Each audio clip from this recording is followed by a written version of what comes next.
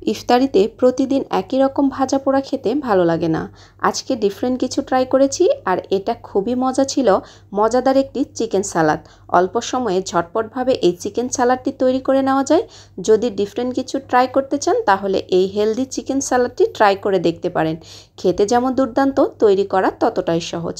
কড়াইয়ের মধ্যে অল্প কিছু পানি নিয়েছি। পানিতে যখন বলক উঠে আসবে তখন এর মধ্যে দিয়ে নেব 1 কাপ পরিমাণ মিহি বাঁধাকপি কুচি।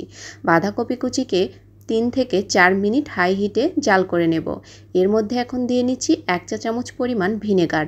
এগুলো দেওয়ার কারণে বাঁধাকপির যে একটা গন্ধ থাকে সেই গন্ধটা একদমই থাকবে না।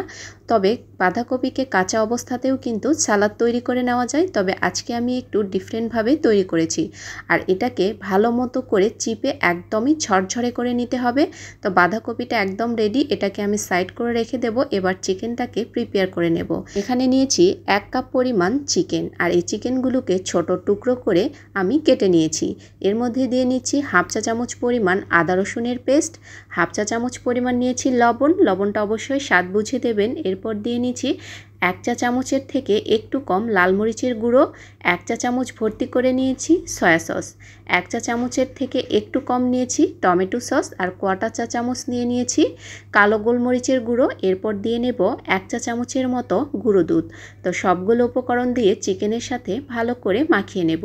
চিকেনগুলোকে মাখিয়ে কিছুক্ষণ রেখে দিলে ভালো হয়, তবে আমি এগুলোকে আজকে রেখে দেব না, সাথে সাথেই ফ্রাই করে নেব। তো তার জন্য আমি এখানে কিছুটা ময়দা নিয়েছি 1/2 কাপের মতো। এর সাথে দিয়ে নিচ্ছি 1 চিমটি লবণ, আর দিয়ে নেব সামান্য একটু লাল মরিচের গুঁড়ো। তো এগুলো দিয়ে ময়দাটাকে একটু মাখিয়ে নেব। তো এগুলো দিলে ময়দার টেস্টটা একটু ভালো আসে উপরের কোটিংয়ের জন্য। এখন আমি চিকেনগুলোকে একটা একটা করে ময়দার মধ্যে দিয়ে চেপে চেপে এই ময়দাগুলোকে চিকেনের গায়ে লাগিয়ে নেব। তো অনেক বেশি লাগানোর প্রয়োজন নেই, যতটুকু লাগে সেভাবে আমি চিকেনগুলোকে ময়দার সাথে একটু প্রেস করে লাগিয়ে নিচ্ছি। আমি এখানে 4-5টা চিকেন একসাথে দিয়েই ময়দার সাথে কোটিং করে নিয়েছি। তো চিকেনগুলো রেডি হয়ে গেছে। এখন এগুলোকে তেলে ফ্রাই করে নেব। তো তেল গরম হয়ে গেছে। এখন একটা একটা করে চিকেন দিয়ে আমি তেলের মধ্যে একদমই মুচমুচে করে ভেজে নেব। যদি আমার রেসিপিগুলো আপনাদের কাছে একটুও ভালো লেগে থাকে অবশ্যই একটি লাইক এবং কমেন্টস করে যেতে ভুলবেন না। যদি আমার চ্যানেলে নতুন এসে থাকেন অবশ্যই আমার চ্যানেলটিকে সাবস্ক্রাইব করে রাখবেন। যারা আমার ফেসবুক পেজ থেকে দেখছেন অবশ্যই পেজটিকে ফলো দিয়ে রাখবেন। এদিকে বকবক করতে করতে আমার চিকেনগুলো ভাজা হয়ে গেছে। তো এগুলো লাল লাল হয়ে এসেছে। এখন এই মুচমুচে চিকেনগুলো আমি তেল ঝরিয়ে উঠিয়ে নেব। আর এই চিকেন সালাদ খেতে এতটাই মজা হয় যে আপনারা অবশ্যই বাসায় এই রমজানে একবার হলেও ট্রাই করে দেখবেন হেলদি এই চিকেন সালাদটি। তো এখন এগুলোকে আমি তেল ঝরিয়ে একটা প্লেটে উঠিয়ে নিচ্ছি। তো দেখুন কালারটা কত সুন্দর এসেছে। এখন আমি সালাদটা তৈরি করে নেব। এর জন্য এখন নিয়ে নিচ্ছি 2 চা চামচ পরিমাণ পানি ঝরানো টক দই। আপনারা চাইলে এখানে মিষ্টি দইটাও ব্যবহার করতে পারেন। তো আমি এখানে টক দইটাই ব্যবহার করেছি। এর সাথে দিয়ে নিচ্ছি 2 থেকে 3 চা চামচ পরিমাণ মেয়োনিজ। সালাতে মেয়োনিজটা খেতে আমার বেশি ভালো লাগে, এজন্য আমি এখানে একটু পরিমাণটা বাড়িয়ে নিয়েছি। আপনারা বাড়িয়ে কমিয়ে নিতে পারবেন। ভালো মতো করে মেয়োনিজ আর টক দইটাকে মিশিয়ে নিয়েছি। 1 চিমটি দিয়ে নিচ্ছি লবণ। এরপর দিয়ে নিচ্ছি 1 চা চামচ পরিমাণ চিনি। যেহেতু আমি এখানে টক দই ব্যবহার করেছি এজন্য এখানে চিনিটা ব্যবহার করতে হবে।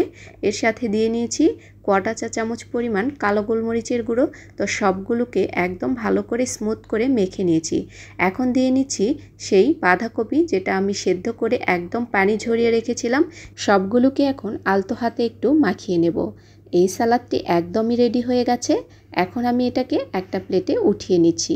দেখুন কতটা ক্রিমি হয়েছে, আর এটা খেতেও কিন্তু ভীষণ মজা।